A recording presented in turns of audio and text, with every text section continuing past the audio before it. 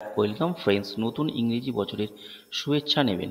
আমাদের অনেকেরই state bank of ইন্ডিয়াতে অ্যাকাউন্ট রয়েছে এবং প্রায় সকলেই এটিএম কার্ড ব্যবহার করেন।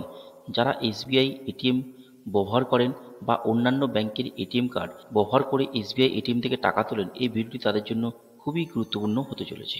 আপনি যদি এটিএম কার্ড ব্যবহার করেন তাহলে কয়েকটি ফ্রি ট্রানজ্যাকশান পাবেন এবং তারপরে ট্রানজ্যাকশান করলে ব্যাংক চার্জ কাটবে। এটা আমরা প্রায় সকলেই জানি। এখন এসবিআই একটি পাবলিক নোটিশ জারি করেছে। সেটা কি সংক্রান্ত? রিভাইজ এটিএম ট্রানজ্যাকশান চার্জেস, ঠিক আছে, যেটা হচ্ছে 1 জানুয়ারি 2025 থেকে লাগু হওয়ার কথা ছিল, সেটা 1 ফেব্রুয়ারি 2025 থেকে হবে। প্রথমে দেখব সেভিংস অ্যাকাউন্টের ক্ষেত্রে কী চেঞ্জেস হয়েছে। এটা হচ্ছে এক্সিস্টিং এবং এটা হচ্ছে রিভাইজ চার্জেস, যেটা হচ্ছে 1 ফেব্রুয়ারি 2025 থেকে চালু হতে চলেছে।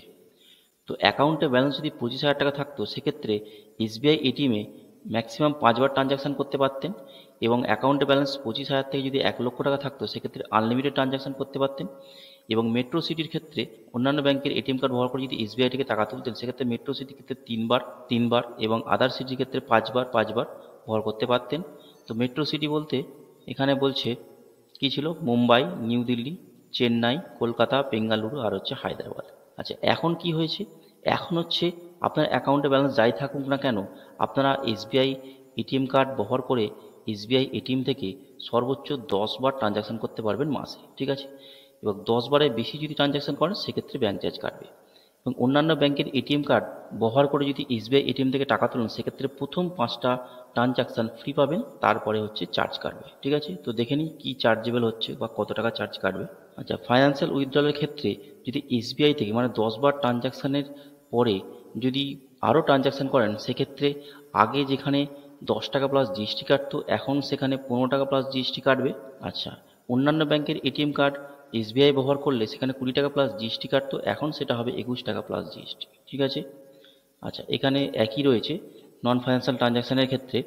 তো নন ফাইন্যান্সিয়াল ট্রানজ্যাকশান মানে ধরুন পাসবুক আপডেট এ ধরনের কিছু।